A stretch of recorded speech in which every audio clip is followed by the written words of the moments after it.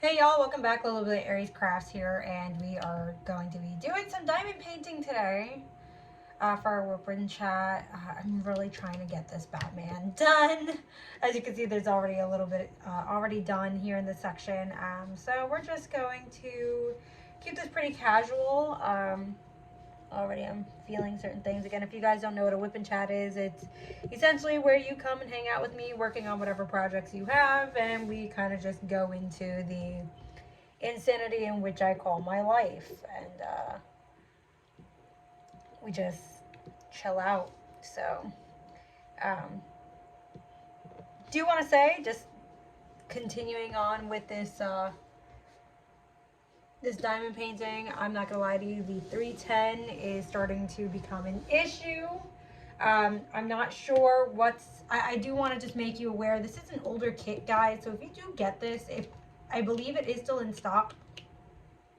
um I'm not sure because this is only like a year and some change old, or like a year and a half change old. The glue is okay, but it seems as if unless you are legitimately doing, I don't know, I didn't have an issue up until this part of the sections, um, for any type of glue issues or diamond issues, but the 310s are kind of acting up on this side, so I do want to just make you guys aware of that. Um, but yeah, we're just gonna jump into this whip and chat. We're gonna talk about the pregnancy symptoms all over again. There is another full list of pregnancy symptoms. I am 18 weeks pregnant at this point, and there's some new players entering the chat, and I'm not happy about them. Not happy about some of these new players. I realize that they are normal, but for me they are incredibly weird. Um, One of them I've been dealing with for a while, so let's start with that one. So I've been dealing with, since I got pregnant, this, I want to say maybe since around 12 weeks, I have been dealing with what sounds like an intense, high pitched beeping noise that won't go away. Now, my husband has checked this entire house on multiple occasions to essentially tell me nothing is wrong. It sound, mind you, we do have a septic system here. So I'm thinking, oh well, maybe it's the sump pump because it sounds like a sump pump alarm or beeping. Because when I lived at my dad's house, he also has a sump pump. Oh, see, I almost fucked up here. And depending on like what happens, sometimes it'll make a beeping noise. You would have to like go into the basement or wherever it's located and turn it off. That's what it sounds like to me. It's not though. This beeping is apparently all in my head, and I only hear it in one area of my house. I only legitimately hear this beeping in my bedroom, and it drives me crazy. I'm going to consider this a pregnancy symptom because I've never, ever, ever, ever, ever, ever dealt with high pitched, supersonic hearing ever in my life up until this moment. It is driving me insane. It's driving me to the point where I really do question my existence only because of how intense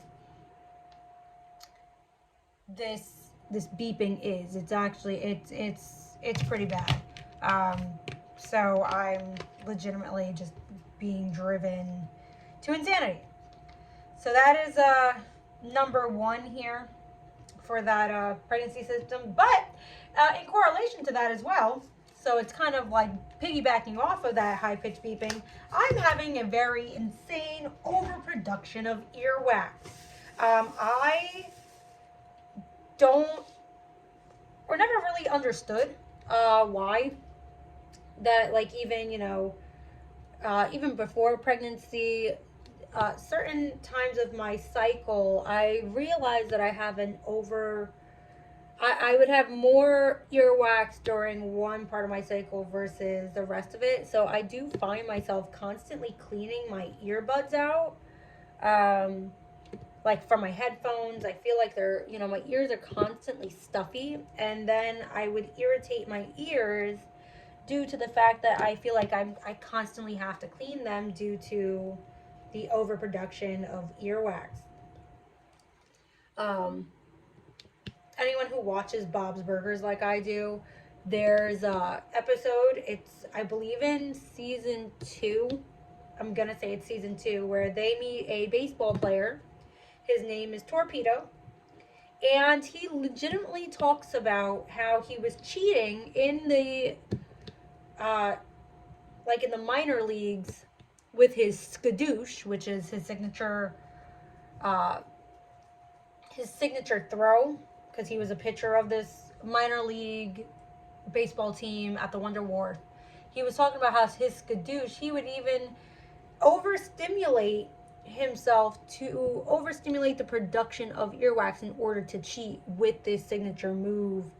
And it like totally makes me laugh every time I think about my ears, because I'm like, I am now I feel like that's what I'm able to do. Like, I'm able to slip through doors and shit like that because of how crazy the earwax production has been since this second trimester specifically has started. I do not see this. Okay, I don't see that. H and P. Okay. So that's the first pregnancy, or first and second pregnancy symptom. I'm not sure if any of you guys have dealt with stuff like that. Please let me know in the comments, like, what your craziest pregnancy symptom is. Because even for me, now I'm dealing with, like, other stuff. Now, insomnia is not typically, I guess, a weird pregnancy symptom. However, for me, I am literally the type of person where I'm already up at 3 o'clock in the morning for whatever godforsaken reason. I've always been the type of person where witching hour has always been like since I want to say I was a child, which I know I should probably get a sleep study done on myself. Like, I don't know why I've always been the type of kid to, like, I'm more than up at 3 a.m. on the dot with no fail, maybe even a little earlier. I'm a chronic person, waking up and then looking at the clock and it legitimately says 2:22 or 1:11, 3:33, 4:44, 5:55, things like that, right? That is me. But then I will be so tired, I will be falling asleep. Like, and my thing is, like, I'm up for like 3 hours. I'm not just going right back to sleep how I used to. I'm legitimately up and I feel wired and I feel like I can't, like, I can't go back to sleep. There's no way I'm going back to sleep. There's no way this child is letting me go back to sleep. So there's that, unfortunately. Again, I know it's not a weird pregnancy symptom per se. A lot of people deal with it. However, for me, it's the way the insomnia is kind of kicking in. I find it to be really, really kind of a pain in the ass, to be 100% honest with you. It's just not. It's not my cup of tea. I would like to be able to just sleep through the night. It's already bad enough that I'm getting up to pee. I would like to also be able to just sleep through the night. I know a lot of people probably have this argument, this complaint when they're pregnant. It is what it is. I'm complaining about it now because this is my turn. My most hated, and again, not weird, very apparently common, but I hate that it's so late in the game, heartburn. My child has now decided, instead of being bald-headed like his father, who's not really bald-headed, he's a shaved head person. I love my husband. But instead of just being bald, because, you're a boy, you could be bald for a little bit. No, he's decided, Mom, I'm going to give you heartburn because I decided I'm going to have hair. Okay, son, I love you. I don't mind that you want to, present yourself to the world with hair. That's wonderful. Mommy will take care of it. However, mommy doesn't appreciate how it's forming. I don't need the heartburn. The heartburn is one of those things where I feel like instead of me living off of ramen, which is my main pregnancy craving, no matter how it is, sometimes it's like a mac and cheese versus like a spicy ramen, whatever the case may be, right? So instead of it being that, now I have to deal with the idea that I can't eat anything. If I yawn the wrong way, if I open my mouth, like even right now, I'm getting heartburn just speaking to you guys. Now, people have suggested, like my husband actually does deal with acid reflux, so he kind of gave me a few like different tips.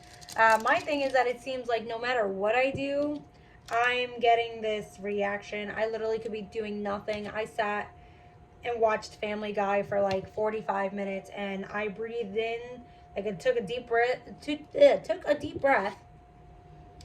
and immediately got heartburn. Like I wasn't even eating anything, I just got heartburn.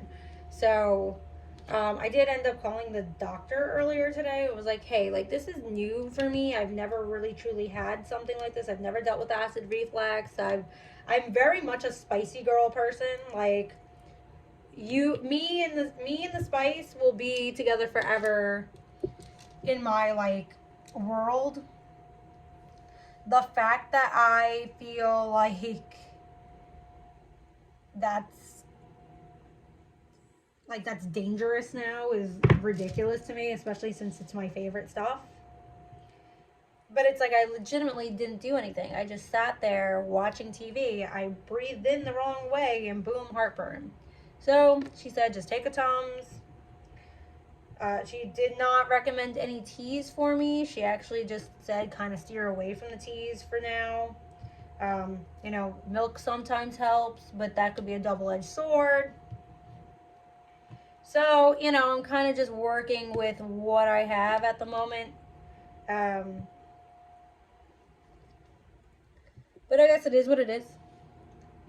Again, that is my newest weird for me pregnancy symptom. I'm not, like I said, I wouldn't have been bothered by it if I already didn't deal with nausea, vomiting, and horrendously so at the beginning of my pregnancy. I feel like, okay, so once that subsided, we decided, oh, no. So, although that's done, and that's not completely done either, that's still happening. Like, if I open a can of Vienna sausages or, like, dog food the wrong way, yes, I eat Vienna sausages. Yes, I have dogs I still have to feed and provide for because I am their mommy. Yeah, I, like, get really fucking nauseous. So, it's always something, people. It's always fucking something. I feel like this is not snapping. It's such a weird 310 area over here. I don't know. But there's that. So that's kind of the big dilemma at the moment is, like I said, and the heartburn is just horrid. Like, I wish that, like, I feel so bad for people who deal with this on a regular basis. Like, my husband deals with this on a regular basis. The feeling of, like, my throat and my chest being on fire is so scary. Like I said, I've never dealt with anything like this ever in my life. It's just not my thing. But I guess that's the consequences I have for, I don't know, whatever I supposedly did to my kid who decided he wanted hair. So, and again, that is a midwife's tale. I'm pretty sure it's true though, because everybody who said that they had heartburn did end up having a baby with a full set of hair. Which kind of leads me to my rant about pregnancy. I'm so tired of people saying, wait until the baby's here. You want to know what I'm waiting for? I'm waiting for me to be able to function. Like, yes, I am fatigued. I am tired. But this is a different type of tired, okay? I suffered with multiple sclerosis on a regular basis, like outside of my pregnancy. I have multiple sclerosis. It is a neurological autoimmune disease which attacks the myelin sheathing on the nerves in my nervous system and in my brain. Okay? I already deal with fatigue on a regular basis. This is different, okay? This is a different type of tired. This is a different type of fatigue. This is different, all right? I don't want to hear, oh, you're not going to sleep in the baby. No, no, no, no, no. No, no. See, that's not, I'm not afraid of not sleeping and being tired. What I'm afraid of is having this type of fatigue and being tired, okay? I am not liking this type of fatigue. Fatigue already scares me. That's actually one of the main symptoms when I was officially diagnosed with MS that like really honestly scared me. You see how I missed a whole H section, guys? It's all here. I missed the entire thing here. All right. So like again, that's one of like the scary things. I don't like feeling like I'm gonna topple over almost immediately from fatigue already as it is. Obviously, I've had it under the control prior to me getting pregnant. I did have to stop all of my treatments in order to even get pregnant, things like that. But again, fatigue scares me on a regular basis. During pregnancy, though, this is one of those things where it's like, yes, I'm able at the moment to, be stay-at-home wife and kind of do what I have to do with no issues, so I can kind of deal with my my symptoms accordingly. But this is not a symptom that I take lightly. This is a symptom where like I truly do force myself to get up to try and do things because it's only getting progressively worse. A lot of people were like, oh, it's supposed to get better in your second trimester. It has not. It's honestly gotten worse. So for me, I'm kind of just like, I've stopped. I don't want to hear it. I don't want to hear just wait till the baby. No, because I feel like, again, when the baby's here, again, it's going to be a totally different type of stuff. I am very excited for my child. I cannot wait till he's here, honestly. Like, I can't wait till, though, I have those, like, nights where, yeah, it might be hard, but I have him. It's just it's obvious everything's going to be different for everybody, and I feel like it's just another form of, like, mom shaming, whether it's coming from, like, a man or a woman. It's like, to hear just wait, it's like, okay, well, just wait until I bust your mouth open. How would you like to play this? Because that's how it comes off. Same thing with, like, just stealing my moment. It's like, okay, let me learn as well. Like, I'm very adamant that I want to do this all natural, no C-section unless it's absolutely medically necessary with a second opinion from a doctor. Everyone I talk to have had issues with epidural and the Pitocin given afterward or whatever the case may be. I am not under any circumstances. I don't want it. Like, I don't want it. I am going to find the most natural way to try and push the child out. And if I cannot, by, again, any medical means that prevents me from doing so, again, unless I have a second opinion, I am really trying to not get cut open either. Before this pregnancy, I did go through the laparoscopic surgery for endometriosis, and I got pregnant immediately after. Okay, immediately after. I feel like there's still parts of myself that were healing internally, and the baby is now just stretching out, growing it, doing what he wants to do, which again is fine. That is his right now. But I can see my surgery scars, and for me it's a little much. Okay, for me it's not sexy. It's not sexy at all. It's really kind of annoying, and yeah, I just don't want to do that. So, like, again, even for that, when people are like, oh, you're going to want to change your mind, the pain's going to be unbearable, I was like, okay, I also, to be honest with you, okay, apparently I had stage 3 endometriosis. I never would have thought I had anything because I didn't feel anything. Again, everyone's pain tolerance is so different that it's like to hear fucking people say, oh, well, you know, you're going to be in so much pain, yada, yada, yada. It's like, okay, pain comes with the job. I'm not afraid of pain.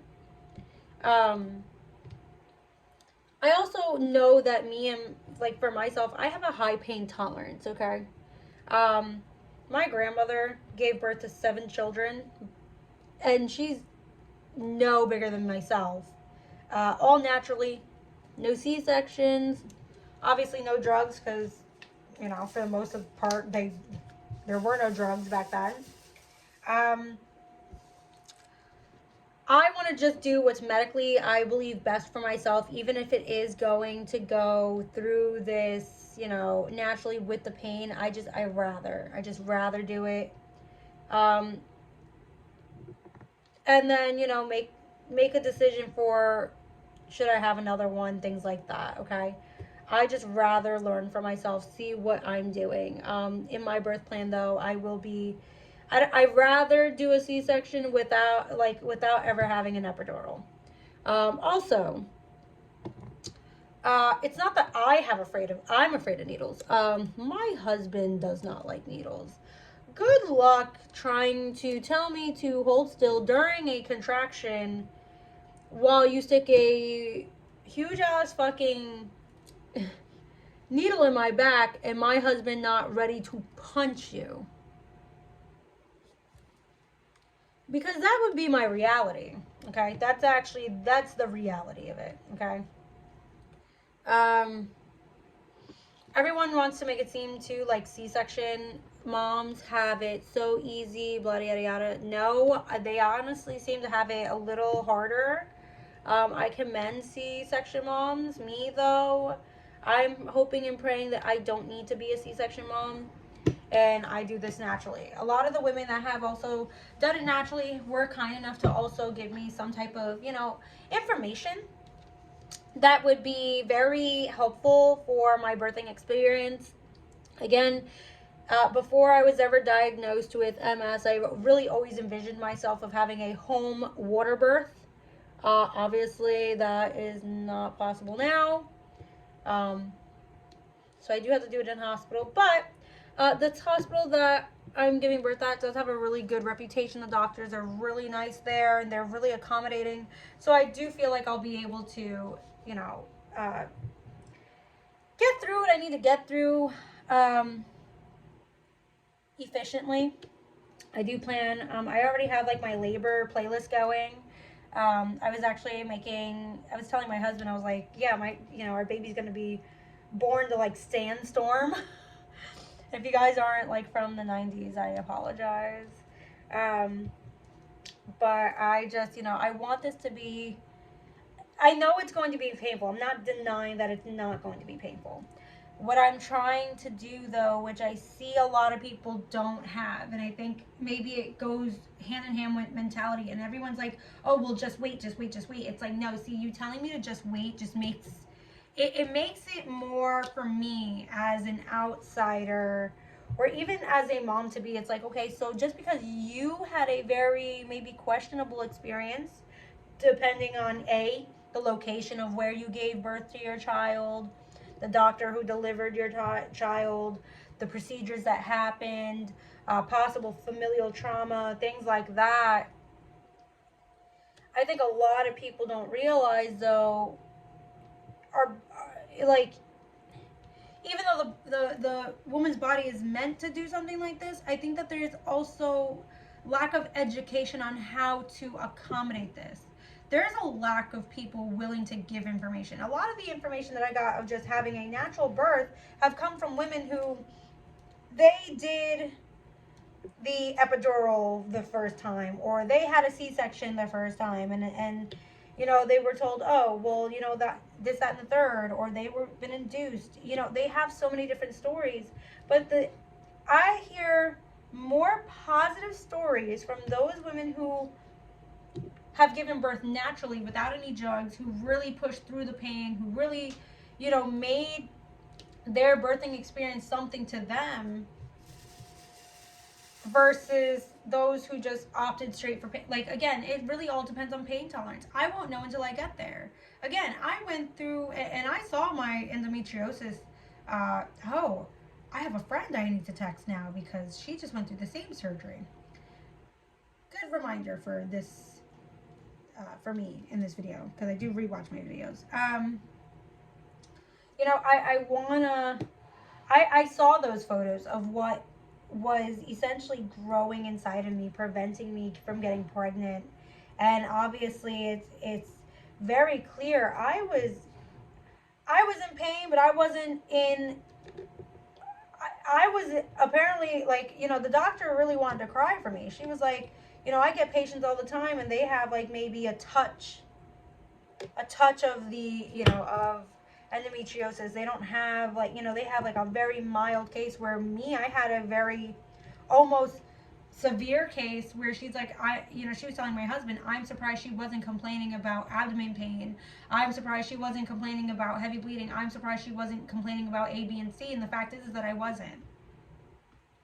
I feel like I've always had a very high pain tolerance most of my life.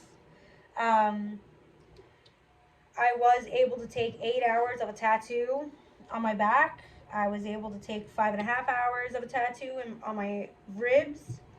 I know that that's different, but this is, again, just explaining what my pain tolerance looks like. Okay? I have also taken some pretty decent hits,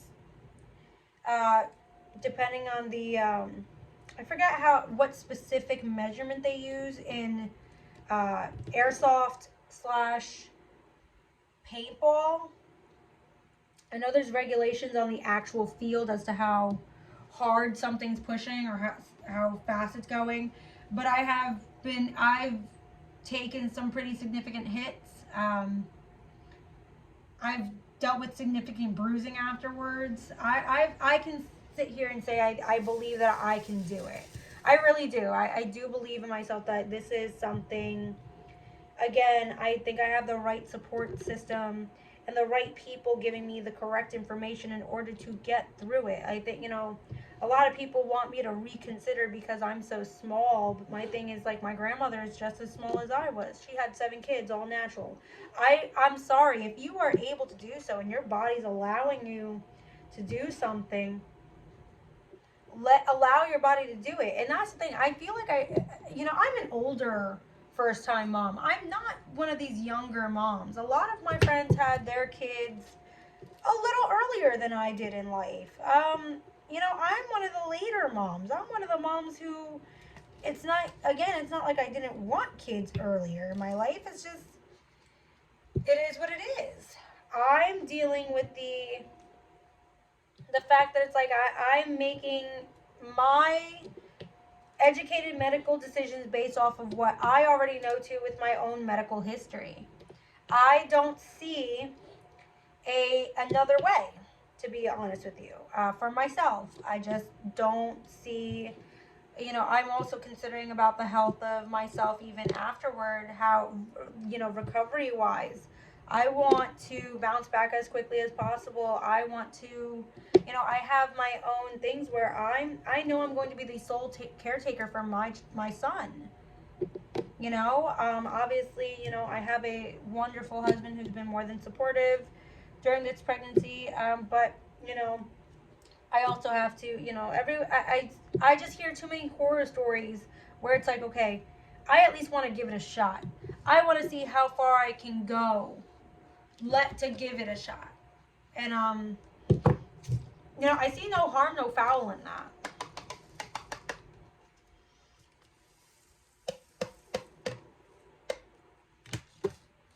So we have that at least going on.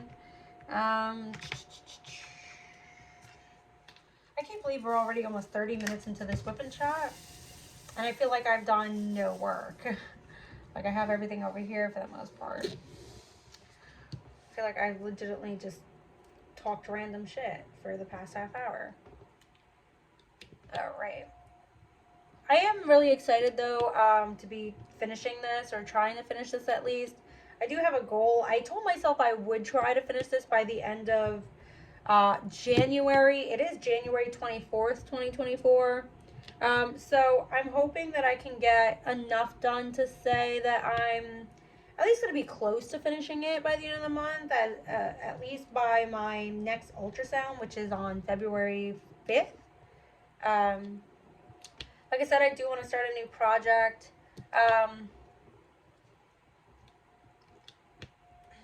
We'll see. We'll really see. Because I realize even if I don't get to do like my diamond painting that I want for my birthday, which is the Aries, I could also do it for Drills and Chills 2024 if I really wanted to. I can save it for that. So I'm dealing with that currently as well. I'm trying to think, is there anything else for me to say or kind of just talk about? I think that's honestly all I got for you guys today. I'm sorry that this is a little bit of a shorter whip and chat, but I do appreciate you guys hanging out with me. Thank you guys for checking me out. Again, if you have any questions, likes, like, comment, subscribe, concerns, anything, just put them down below. And I shall see you soon. Bye.